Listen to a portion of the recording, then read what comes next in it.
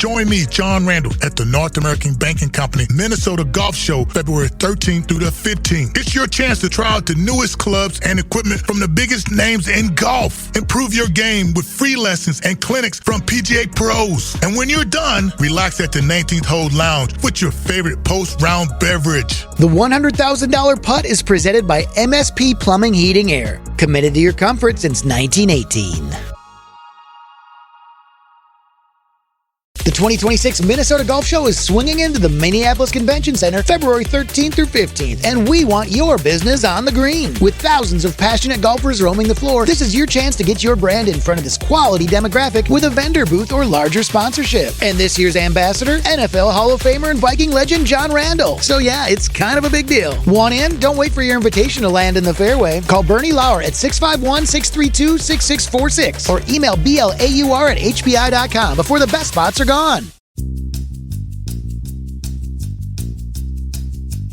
Coming to you from the old outpost. Right here along the bleak, barren tarmac of University Avenue. My name's Mischke. You staying warm out there? It's a hard, hard winter. Getting harder by the hour.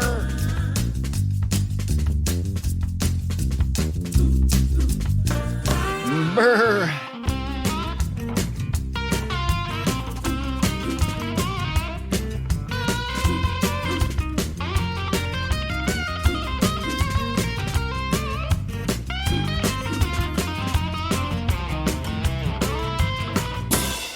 Big weather news. I like weather news, especially dramatic weather news. One of the most sprawling, one of the most menacing winter storms ever. One that threatens to deliver a potentially historic blow of snow and ice. The long-lasting storm will be destructive over a 1,500-mile path from Texas to the northeast. Major U.S. cities could get the most snow they've had in years. Down south, they could deal with ice storms unlike anything they've faced in a long, long time. More than 120 million people in 24 states are under winter storm alerts. Read your headlines, people. They're fun. Historic winter storm to slam much of the U.S. Destructive ice and snow. Yes, I'm sitting here, ensconced in the old outpost off the bleak, barren tarmac of University Avenue, and a major winter storm is gearing up to gut the center of our country.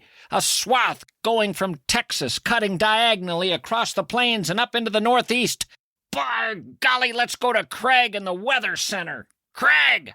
Confidence grows about what will become the storm that defines the entire winter, and it may be a storm that many remember for many decades. Many decades, my ass, Craig. This isn't some silly storm of the century. This is the storm of all time, going back some 14 billion years to the Big Bang, which, by the way, was nothing in terms of drama compared to this winter storm we're looking at. Snap out of it, Craig. Get with the program, you moron. How many days are we looking at? Friday, Saturday, and Sunday across parts of the southern plains, much of the south, the mid-Atlantic, and it'll also impact the northeast as well. It'll impact the whole world, you twit. Stop trying to sugarcoat it. Lives are going to be lost. So many that it'll make the Black Plague look like a fender bender. What? Shut up. Multiple areas the size of multiple states without power, hundreds of thousands per state, if not millions per state, and outages continue for a long period of time. And it's going to be really cold.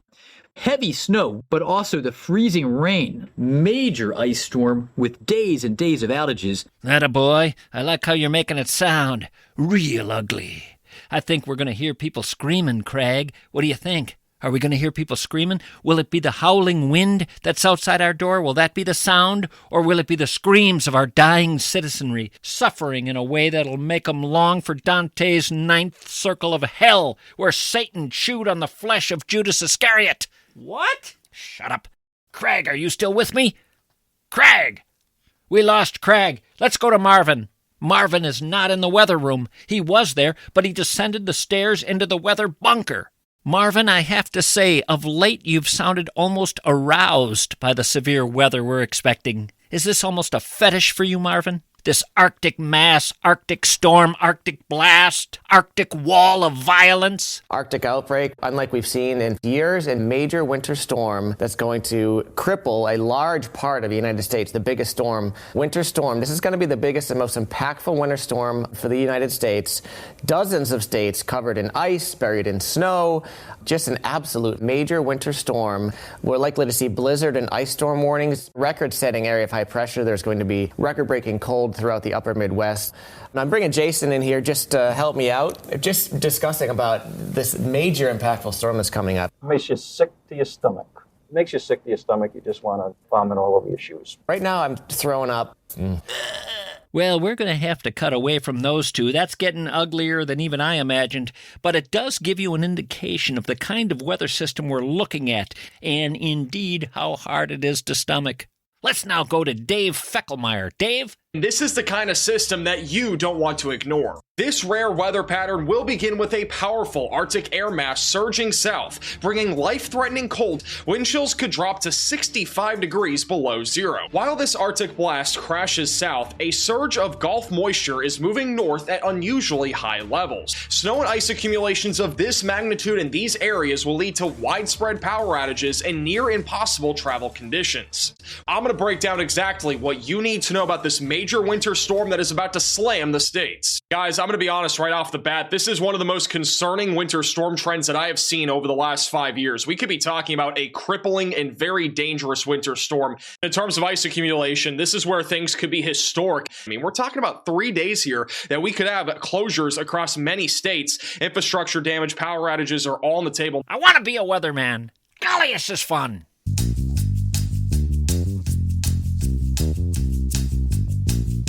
You people who are still going with Klickelstein and Muckelwecker for attorneys, what are you thinking? How many times do I have to say Bradshaw and Bryan to get you to no longer think Klickelstein and Muckelwecker? I wouldn't be caught dead in the offices of Klickelstein and Muckelwecker. Have they won awards? I don't think so. Are they respected by their peers? I don't think so. Bunch of ambulance chasers. I've been talking about Bradshaw and Bryan for over a decade. My wife is sick of it. During intimacy, I'll bring up Bradshaw and Bryan. She'll say, "Stop it!" I'll say, "Did I say their name again?" She'll say, "Yes, you did. You did it again." I am so sorry, honey. I dream about Bradshaw and Bryan some nights. I'm getting a windfall, a compensation package that makes me want to retire and move to the Bahamas. The only downside is I've put up with quite a personal injury. The trade-off has been no legs, but I don't need legs to lie on a beach. Nobody does. Make Bradshaw and Bryan your personal injury attorneys. You keep their number handy. Find it at minnesotapersonalinjury.com. Who doesn't love this time of year? Football playoffs are here, and Underdog is the best place to get in on all the action. Underdog is so easy, you just pick if your favorite players will go higher or lower on stats like touchdowns, rushing yards, receptions, and more. If you get your picks right, you could win up to 5,000 times your cash. So many great players to choose from this time of season, but the way I look at it, I think Matthew Stafford to go higher on yards passing is always a good way for me to go, and Saquon Barkley's a nice pick to go higher on rushing yards. So what are you waiting for? Download the app today and use promo code GARAGE to score $75 in bonus entries when you play your first $5. That's promo code GARAGE. Underdog. Make picks. Win money. Must be 18 plus. 19 plus in Alabama and Nebraska. 19 plus in Colorado for some games. 21 plus in Arizona, Massachusetts, and Virginia, and present in a state where Underdog Fantasy operates. Terms apply. See assets.underdogfantasy.com/web/play and get terms _DFS_.html for details. Offer not valid in Maryland, Michigan, New Jersey, Ohio, and Pennsylvania. Concerned with your play? Call 1-800-GAMBLER or visit ncpgambling.org. In New York, call the 24/7 Hope line at 1-8778-HOPE-NY or text HOPE-NY 467-369.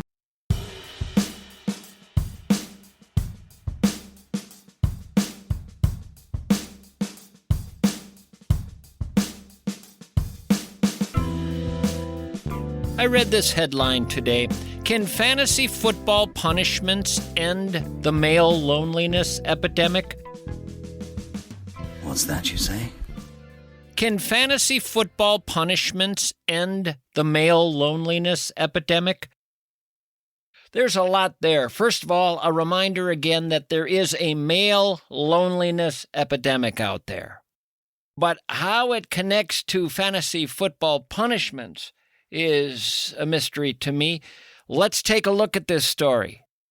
If you see a man at a restaurant with a blow-up doll, don't be surprised to learn he's the recipient of a fantasy football punishment. More than 50 million people in North America participate in fantasy sports, in which participants draft dream teams of real athletes, then rise or fall in their league's rankings based on those players' performances. And many invest in league punishment, typically something inexpensive and relatively low stakes that the last place participant has to complete. Being able to talk trash about one another, making fun of people in last place, and so on, is a mechanism for men to communicate and bond with each other. Common punishments include wearing a dress or a tutu in public. Boy, we're down to that as a solution to the male loneliness problem, huh? I was lonely till the fellas made me wear a dress. Now I have all sorts of friends. Was it a sacrifice to wear the dress? Sure it was. I can't say I loved it. I mean, people looked at me funny. But look at all the pals I've attracted. Yeah, some of the pals are a little iffy. Sure, the one who keeps groping my bare thigh, that's not appreciated. But the point is, I'm no longer lonely. I want to momentarily address the male loneliness issue. I realize that in old America, long ago, there was the Elks Club and the Moose Lodge and the bowling leagues. And maybe in all of those categories, these organizations, these groups, have lost a certain appeal or a certain draw for various reasons. I'm not sure I understand it all. But by golly, have you fellas out there not heard about meetup groups? It really is quite startling when you enter the meetup world.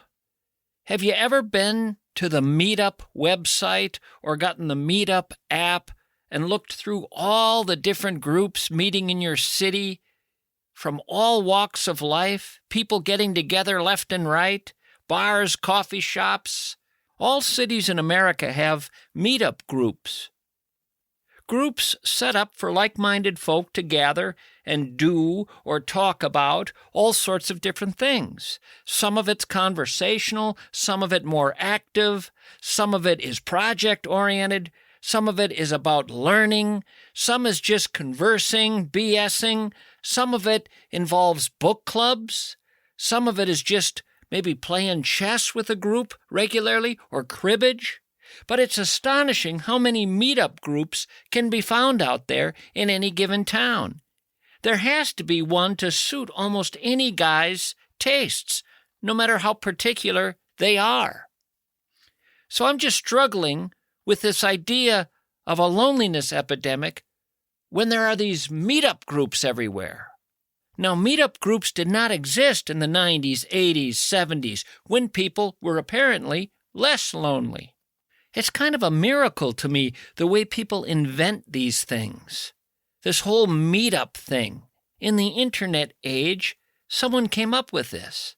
Brilliant solutions to loneliness, I think.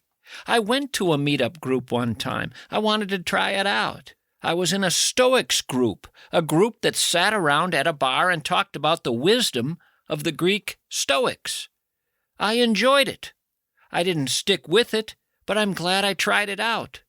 The thing was, I wasn't particularly lonely. I just liked the idea of going to a bar and talking about these old Greek guys.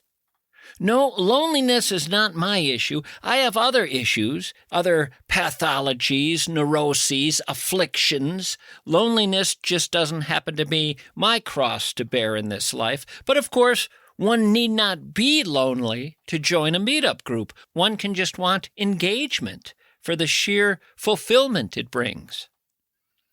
Are the lonely guys in America not looking into meetup groups at all? Not looking for that sort of thing? Or don't they know about it?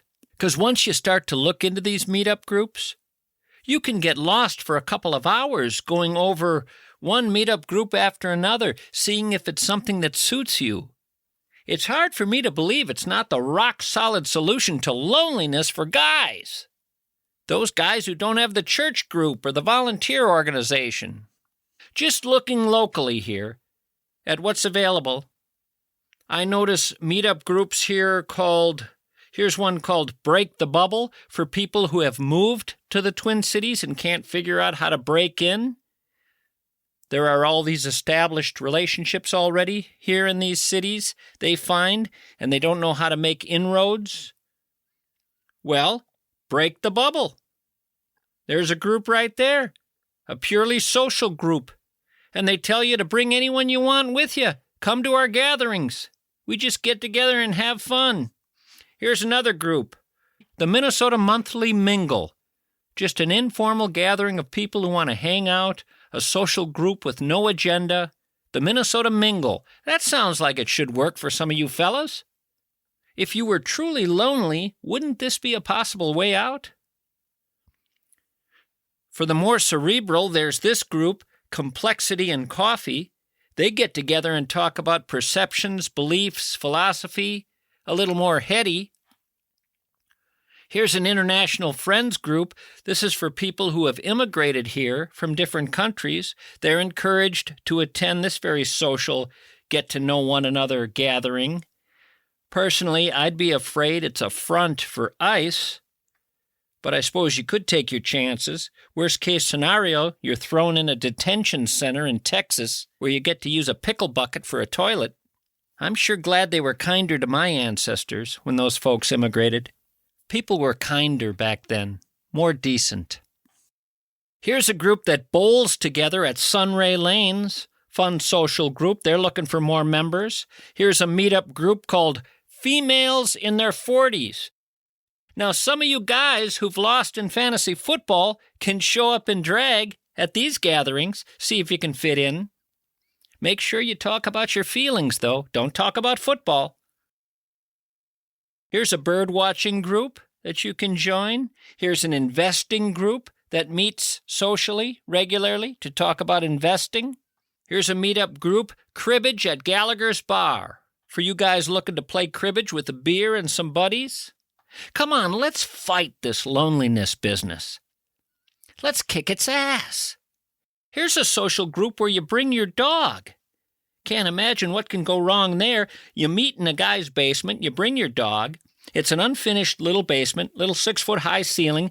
You cram in there with a bunch of dogs, and you talk about your lives, and sip scotch, and a few people get bit, but not a lot. And if you tire of being bitten, you can open the door and move into an adjacent room where there's some cockfighting, and you can bet on your own rooster. No, that's not true. But this is a meetup group where you bring your dog. You meet at a place called St. Bark, an indoor dog park over by the fairgrounds. Here's another meetup group called Coffee and Conversation. Informal little group. They get together, just shoot the breeze. Here's a group that likes to gather and discuss current events, politics, culture, different perspectives. Every gathering ends in a pretty brutal fistfight, but that just brings in that whole cool Fight Club vibe that makes it all the more appealing to the guys. Anyway, it goes on and on and on. Meetup group after meetup group after meetup group. There's something for everyone. There's probably even an introverts meetup group where you sit in different rooms and avoid all contact, but at least you get out of the house. I do find myself thinking this isn't really the era where loneliness should be the big thing. Not like, say, the frontier days in the 19th century. Now that's when people should have really been lonely. Wasn't there a loneliness epidemic on the frontier in the 1800s? Homesteading in the middle of nowhere, isolated? Why weren't people lonely then? There were no meetup groups. Only groups you ever met up with were maybe a posse of Native Americans. They were the first ones to say hi. Did you know that? I can't believe this, but I've done the research and it appears to be true. The first person in recorded history to say hi, well, Native American. Yeah, that's what I'm learning. I thought, who was the first person to say hi? So I looked it up. Goes back to 1860. Some Native American gave a talk, and he started the talk out by saying hi. Now, a lot of people will say, didn't the natives say how? No, they did not. There were no Native American tribes that ever said how as a greeting. Hollywood screwed that up. There was no how. But hi apparently was used. The interjection hi as a casual greeting was recorded for the first time in American English around 1860. The first use of it was in the speech of a Kansas Indian. Boy, it would be so strange to be walking across the plains in the 19th century, run into a native and hear him say, hi. It's very hard to get in your head, that scene. Hi. Oh, hi. Hi there, I'm just passing through, heading out west, heard something about a gold rush. Then the native might say, okie dokie. Wow, you guys say okie dokie too. Wow, this is not at all the kind of exchange I expected to have the first time I met one of you guys. Hi, okie dokie. You natives have this sort of informality thing going on that sort of throws me a bit. Yeah, we do. Is that cool with you? Oh, yeah. And just hearing you say, is that cool with you, is odd. You guys say that, too. Get over it, dude. Wow, I can't believe this conversation we're having. I thought by now you would have scalped me. Oh, that whole scalping thing is a bit of a misunderstanding. You know where scalping started? It started with our native barbers just being really bad at their jobs. It started as a screw-up. It was a botched haircut. We didn't have any training at all. We were winging it, and the first guys to get haircuts in our tribe, well, they really suffered. That's why for years and years you saw a lot of natives with long hair. No one dared go back to try it again. It was well into the 20th century before we thought to give it a try again. I think it was the 1970s, actually. The American Indian movement was going strong, and they suggested we get these bad 1970s perms. Suddenly, all us natives looked like white guys in porn movies. It was just awful. You know what that reminds me of? When I was a kid and I'd watch movies involving Native Americans, I'd say to my brother, how come none of them have beards? You ever think about that? There was never a movie where an Indian had a beard. It's not like there were all these great razors sitting around all over the place and cans of shaving cream, but all the natives had smooth faces. The cowboys didn't. What the hell? Well, I learned later that because our native populations were descended from Asia and Asians coming over the Bering Land Strait, much like Asians, they couldn't really grow beards. And so any light facial hair that did appear, they just plucked because they thought it was unsightly. In fact, I learned that with a lot of the natives, they were so down on facial hair, some of the tribes anyway, that they would even pluck their eyebrows. Imagine then what they would have thought running into European travelers with their thick beards and mustaches and thick eyebrows. They must have thought, you people are savages. Savages, all of you. Freaking cavemen. How did we end up with a loneliness epidemic now? Why wasn't there a loneliness epidemic on the old frontier in the 19th century? Alone on the frontier. You're living in Wyoming in the 1860s. You need a friend, Bob?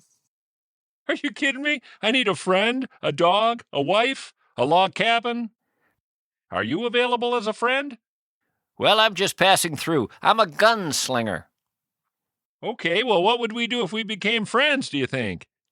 Oh, I don't know. I suppose we could have a draw. See who shoots who first. It ain't playing board games at a coffee shop, but it's something to pass the time. Okay, well, I've never been shot. That sounds exciting. What happens exactly? Well, Bob, you bleed a lot. Oh, okay. I don't mind that, I guess. These clothes are old and dirty anyway. Bob, there is risk of infection. I don't mind that. My dad and Mom both had infections. I remember telling them, hang in there. Penicillin will be invented in 60 years, and this'll all go away. They couldn't wait. But here's the real reason I want an infection. Rumor has it you get quite a fever, and then you have these crazy fever hallucinations, and here in Wyoming we can't get LSD, but damn if we can't get infected. Know what I'm saying, Gunslinger? Well, I know exactly what you're saying, Bob. I did peyote with the natives southwest of here a few hundred miles, and it was quite a ride. I shot a 3-horned, multicolored talking lizard named Thelonious. The natives claimed it wasn't real. I say different. He was wearing leotards and an Aztec headdress and delivering scripture in German. But that was long ago and miles away, Bob. I'm a stranger in these here parts, and I could use a friend. Are there any meet-up groups in this area? I'd like to join a meet-up group. Well, yeah, there's a Gunslingers meetup group, and they just do draws all day long. Well, who started that group? The casket maker in town. He's no idiot. There's another meetup group for folks who enjoy digging outhouse pits. They meet at the hitching post on Saturdays. No one has shown up for those meetings yet, but the table waits for them there if they ever do. You might be interested in this. We don't have fantasy football, but we do have fantasy gunslingers. The loser has to wear a woman's petticoat and work 1 week as a maid for the madam at our brothel. That alone keeps people practicing. It ain't so much the cleaning up that bothers people. It's more the way you gotta fend off the customers. They get all handsy. Bob, I like you. I think we can be friends.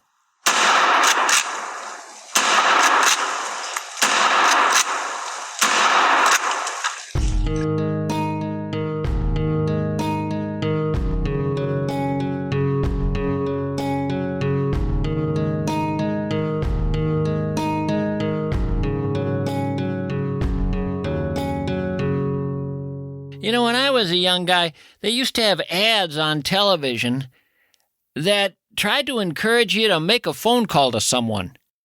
I think the big slogan was, reach out and touch someone. And the whole ad was really about just picking up the phone and calling someone. Just say hi. That's all they wanted you to do. There was a whole ad you could watch trying to get you to pick up a phone and call someone and say hi. Maybe you'd meet someone and become friends and then learn that they live on the other side of the country, and to stay friends, well, you could reach out and touch them using something called a phone. And these ads would tell you to use that phone to say hi. You've made some new friends who live far from you, and keeping them close is so easy to do. Reach out and touch someone. Reach out, call up and just say hi. Reach out and touch someone. Don't let those new friends get away. A telephone call now and then will bring them closer.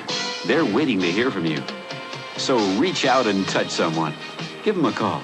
For many years, that slogan was used, and then, from what I've read, it started to get, well, people began to think of it as kind of icky to tell people to touch someone. This was even before the whole Me Too thing. All of a sudden, the vibe in the country was, no, don't touch me. Don't touch me. It was sort of like everyone became Psycho from the movie Stripes. Francis? Remember Francis? Any of you guys touch me, I'll kill you? He wouldn't have liked that commercial. The name's Francis Sawyer, but everybody calls me Psycho. Any of you homos touch me, and I'll kill you. Touch me, and I'll kill you. Reach out and touch someone. I'll kill you.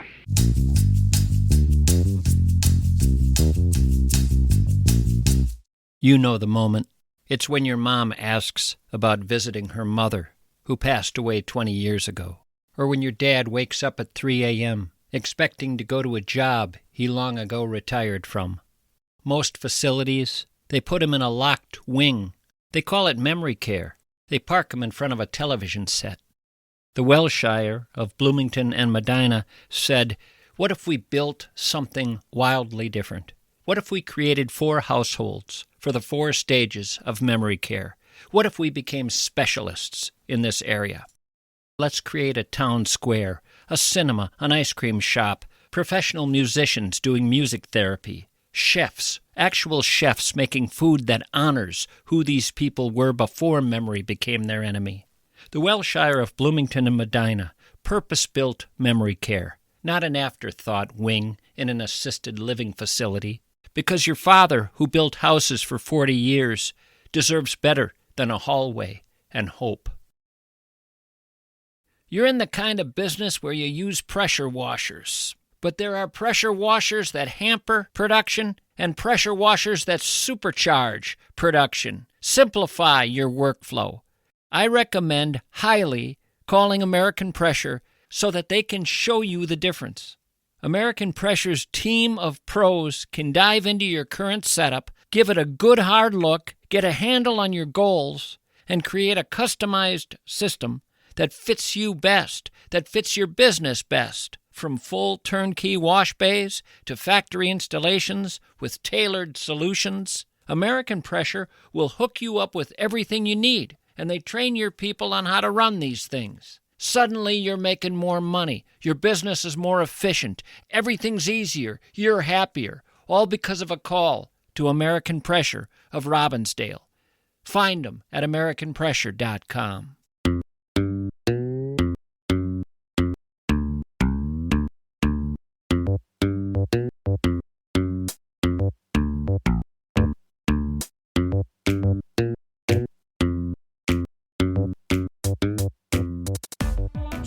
There's a funny little paradox with this male loneliness epidemic.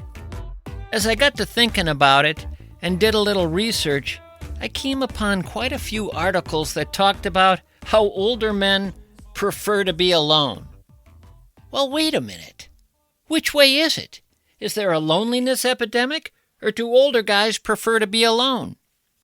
Here's a headline I read in a news story: Reasons Why Older Men Enjoy Being Alone. Living without a partner means no pressure to conform to someone else's expectations. As men age, they value the ability to be themselves completely without feeling the need to change or compromise. As men age, many choose to embrace seclusion rather than companionship. Many older men believe that being alone offers unique benefits and a sense of peace. Solitude brings a level of tranquility that's hard to achieve in a relationship. Many older men appreciate the quiet and the calm that comes from seclusion, allowing them to unwind and enjoy their own company without interruptions. Relationships require constant emotional investment and management. Navigating through disagreements, misunderstandings, emotional ups and downs, it can be draining. Older men often appreciate the emotional freedom that comes with being alone. Well, are there two groups of men out there? Is there the lonely crowd and the I want to be alone crowd? And what are the percentages of each? Because you can also read a headline like this: Isolation, the emerging crisis for older men. Remember the John Prine song, Hello in There? The lyrics went, old trees, they just grow stronger, and old rivers, they grow wilder every day. But old people, they just grow lonesome, waiting for someone to say, hello in there. Hello. Well, what do you say we spin the big listener wheel and see if we can come up with someone to call? Someone from that listeners list. People who have given me permission to give them a call on the old show. If you'd like to be on the listener list and possibly get a call, just text me. 651-321-8949. 651-321-8949. And if you'd like to email the show for any reason whatsoever, you can email me at Mischke@hubbardradio.com. Okay, let's see who we come up with.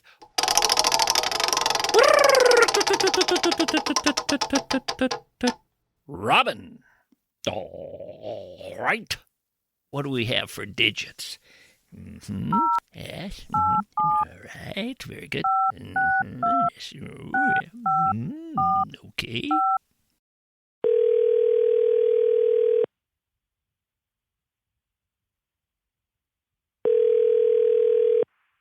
Hello? Hello, Robin. Hello? Hello, Robin. Is this Mischke? You're damn right it is. Well, it's nice to hear from you. What, are you watching television? I am. Watching an old Star Trek. An old Star Trek episode. Which one is it? The one where they go through all the time portals and Spock and McCoy end up in some Arctic environment. And Spock falls in love with a fetching young gal. Yeah. You know who he fell in love with? Who? The woman from the Polaroid commercial. The one who used to do the commercials with James Garner. What was her name? Jeanette Hartley or something like that? Mariette Hartley. Yeah, I remember that episode well. This was where they went back in time thousands of years, almost to some Stone Age period in the Arctic. At the end of that episode, I don't want to spoil it for you, but at the end, when Spock has to come back and leave her behind, Jim wants to console Spock because Jim knows the human half of Spock had feelings for Mariette Hartley. And he comes up to Spock, Jim does, and consoles him. And Spock says to Jim, "She's been dead thousands of years, Jim." And of course she has, because now they're back in the future. Spock's trying to say, Jim, I'm no more grieving now than a person would after thousands of years getting past a death of a loved one. Let it go, Jim. I have. That's almost as sad as City on the Edge of Forever, where Jim falls for Edith Keeler, played expertly by Joan Collins. As I recall, that took place in a city much like Chicago in the 30s, right? Yep. That was a heartbreaker because unlike Spock, Jim was fully human. And it broke his heart to know that she had to die in that episode. She was hit by a truck, I believe, right? Yep. I've seen them all. I grew up with it. My brothers and I would sit around and watch it just before dinner. So in the afternoons these days, you pretty much just watch television? Yep. I got to ask you something about loneliness. There's a loneliness epidemic out there, especially with older men. I've been reading about it a lot today.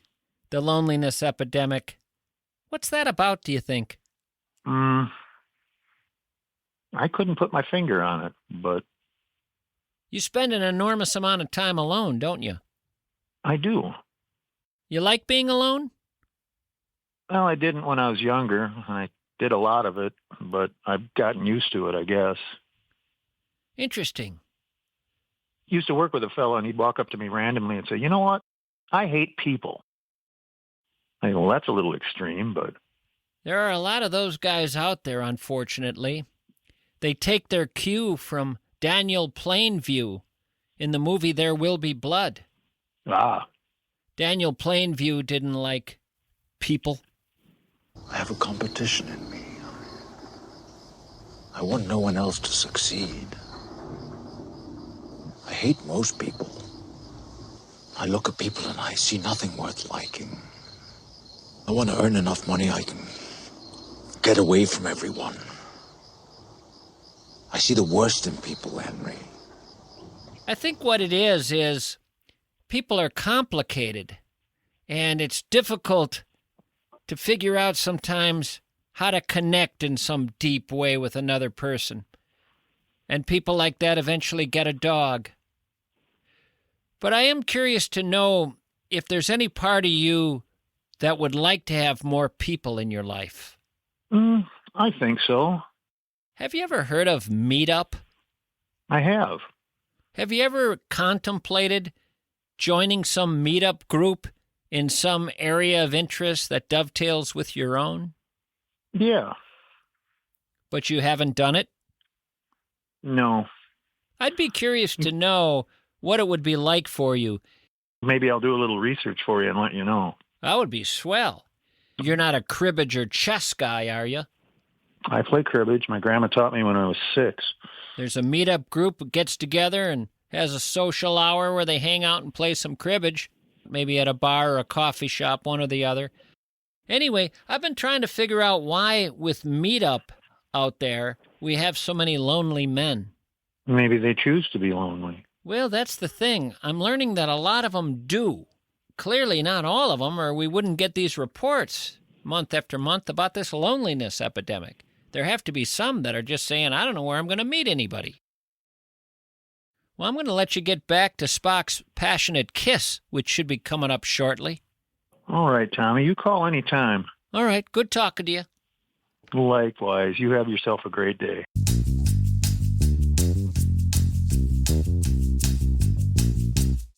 You've been putting money into your 401k for 20 years. You have no idea if you're doing any of this stuff right or not. You're kind of winging it out there. Your IRA, same thing. Mutual funds, hey, you picked them because the name sounded good.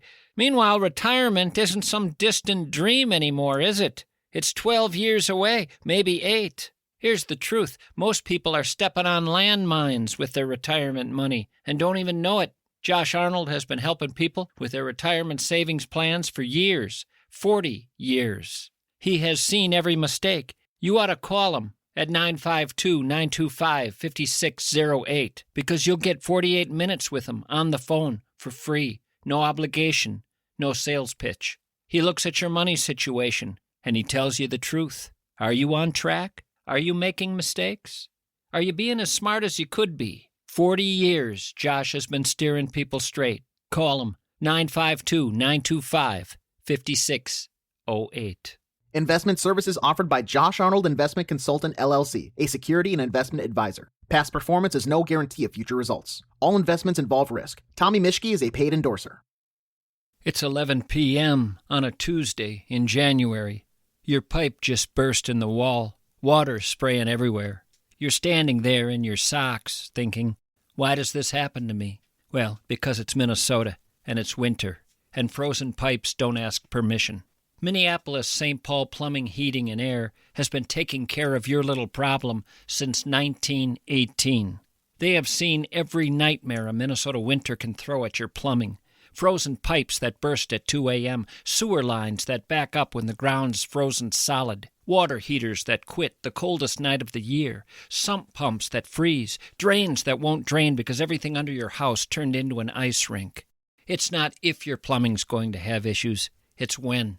And when it happens, you don't want someone learning on the job. You want people who have fixed frozen pipe disasters in every single neighborhood in the Twin Cities since before your grandparents were born. Minneapolis St. Paul Plumbing, Heating, and Air.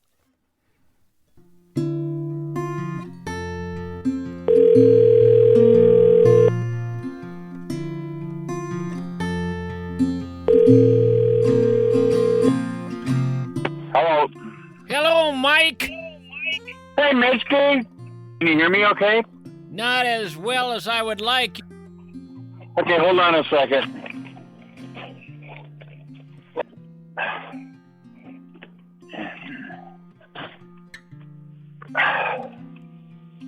You building a brand new phone there, Mike? Okay, how's that? Dramatically better. What am I catching you doing? Delivering mail. It's a little chilly out there. Well, you got to layer up. Does that make you look weird? I don't care if I look weird or not. You don't really care if you look weird. I've always been kind of a person who marched to the beat of my own drummer. What kind of drum are you marching to these days? Well, not to bring you down, but my best friend died a couple months ago, and I'm kind of drumless right now. Your best pal died. Yeah, she was 51, died of cancer. People say, well, a man and a woman can't be best friends, and I don't believe that. When I was in the Navy in San Diego on that submarine, her family sort of adopted me and made sure I had kind of a family out there. Her stepdad was on a different sub than I was on. And I kept touch with her and stuff, and we grew into best friends and things like that. So I knew her over 40 years. I'm going to try to connect some dots here. You were in a submarine, and how did you meet her? Well, this buddy of mine was on the same sub as her stepdad. He said, you have to meet this family. They're kind of insane. So he figured I'd appreciate a little insanity once in a while. So I went over there and kind of hit it off with the family. And why did he think you needed to meet any family at all? Well, I was by myself out in San Diego. My family was in Wisconsin, so Your buddy felt you might be a little bit lonely? Yeah, because he spent a lot of time over at their house, and he thought maybe I would enjoy it instead of hanging out by myself at the barracks and blah, blah, blah. So when you get a little free time, your buddy takes you over there and introduces you to him. And you meet the daughter. How old is she compared to you at this point? At that point, I was 20 and she was 10. And you looked at her and said, "Sweetie, you're going to become my best friend." Well, no, it kind of developed over the years. It wasn't right away. We lost touch for a while, and then she found me on Facebook as a friend. Does she have a significant other in her life at this point? Yeah, she was married. She was married, but she was getting a hold of you, wanting to reconnect. And her husband was okay with that. And after a while, after years went by, she said, well, Mike's my best friend, and that's not negotiable. Did she stay married to the end to her husband? No. I wonder how much the fact that the husband wasn't the best friend had to do with it. I don't know, but she wasn't the only divorce that I helped pay for. I was married 91 to 94. That was a good run. That was a good, solid run there. Boy, I bet the first 6 months were pretty good, and then it went downhill. Oh, you're right, Mischke. So I want to ask you about the death of your best friend. What are you going to do now for friends? You can't replace somebody like her. It's hard to replace people sometimes. Were you with her at the end? No, I was going to go and see her before she died, but she died before I got to Ohio. How long before she died had you had your last conversation with her? It was probably about a week or so. Did you end the phone call as though it were your last, or no?